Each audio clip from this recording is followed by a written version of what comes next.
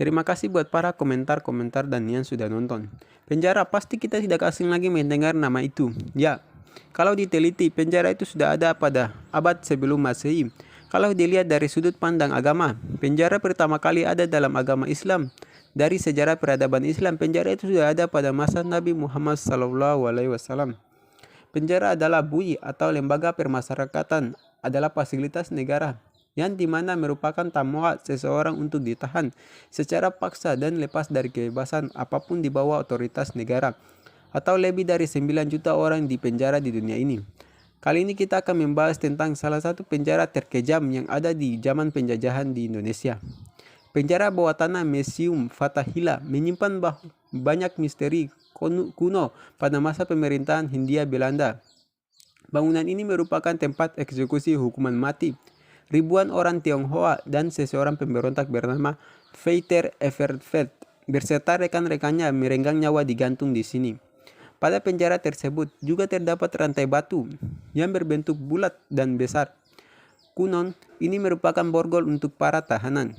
Ketika air laut pasang, maka air akan memasuki penjara bawah tanah tersebut dan menenggelamkan para tahanan. Museum Sejarah Jakarta yang berada di Tanah Fathahillah nomor 1 menyimpan berjuta misteri yang belum terpecahkan. Kemegahan bangunan tersebut sudah berdiri lebih dari 370 tahun tersebut. Tidak kalah dibanding ratusan gedung yang mengepungnya. Dari sekitar banyak cerita sejarah yang terkait dengan gedung berseberangan dengan stasiun Jakarta Kota tersebut adalah penjara bawah tanahnya. Menurut Sukarsa, staf seksi edukasi Museum Sejarah Jakarta, bangunan yang bernama Istadius Balai Kota oleh masyarakat Betawi ketika itu disebut sebagai gedung bicara karena ia juga berfungsi sebagai gedung pengadilan Raad van Justitie, bahwa dari sini VOC mengatur kegiatan bukan saja untuk Hindia Belanda tetapi seluruh kepentingan di Asia Pasifik sesuai dengan ambisi Gubernur Jenderal J.P. Cheong ketika itu.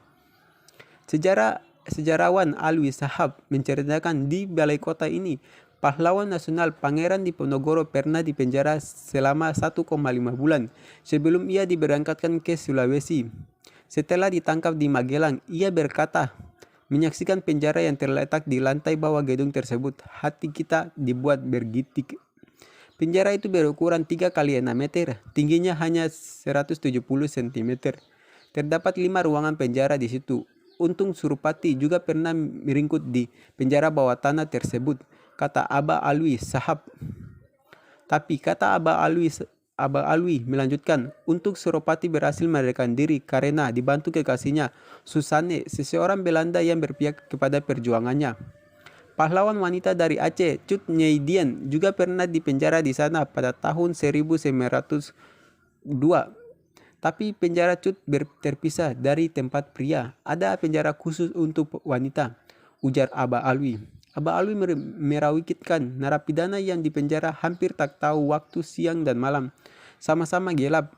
Kaki mereka dirantai dan dirantai diberi bola dari besi hingga sulit bergerak, ucap Aba Alwi. Dari lantai atas gedung itu juga terdapat ruangan penyiksaan.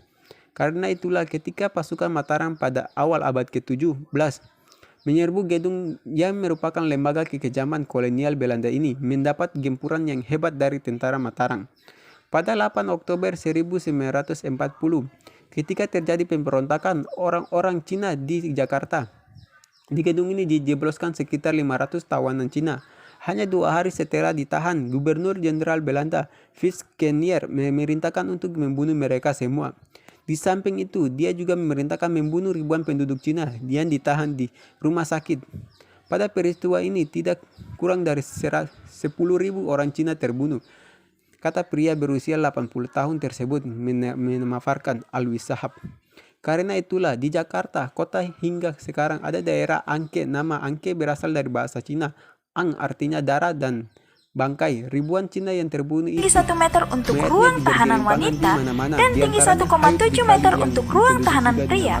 Minim cahaya dan ventilasi kerap membuat para tahanan meninggal sebelum diadili.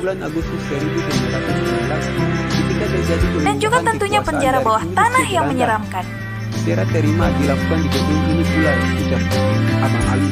Tanah yang cukup seram, kereta di mana api dan Pangeran mobil dari Diponegoro tempat pernah ini. dipenjara Inilah di penduduk dalamnya. Jakarta menyewa kereta yang ditarik 4 ekor kuda ke kota apabila mereka ingin ke Bogor. Sejak tahun Perjalanan ke 1945, Bogor penjara jaraknya bawah sekitar tanah Sukamiskin 60 sudah tidak digunakan kilometer. sebagai sel Itu tahanan, ditempuh sekitar dan 16 kabarnya jam. kini difungsikan Di menjadi sekitar balai gudang kota penyimpanan. terdapat belasan gedung yang dibangun pada waktu yang hampir bersamaan. Di antaranya kini dijadikan museum wayang yang dahulunya merupakan sebuah gereja tua. Di tempat inilah J.V. Cheong dimakamkan, kata Aba Alwi. Sementara sebelah kanan balai kota terdapat balai seni rupa dan museum keramik yang dahulunya merupakan gedung kehakiman yang pernah digunakan sebagai gedung wali kota Jakarta Barat. Agak pinggir dari pusat kota terdapat sejumlah masjid yang usianya hampir bersamaan dengan kota Jakarta. Masjid-masjid tersebut oleh Pamda DKI juga dilestarikan dan kini berada di bawah Dinas Museum Sejarah DKI. Sekitar 300 meter ke arah selatan terdapat daerah Glodok yang hingga kini masih merupakan pusat perdagangan dan pertokoan terbesar di Jakarta. Seperti ketika berdiri di kawasan ini hampir 300 tahun lalu. Etnis Cina pada abad ke-18, menurut Dinas Museum pada sejarah Pemda DKI mencapai 16% dari seluruh penduduk Jakarta. Karena itulah sejarah dulu Glodok dan sekitar dikenal sebagai Chinatown.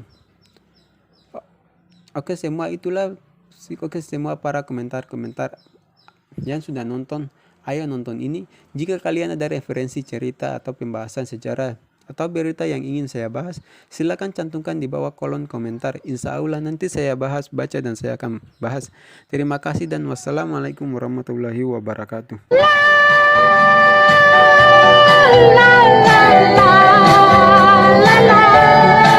Di radio aku dengar lagu kesayanganmu, ku telepon di rumahmu. Sedang apa sayangku?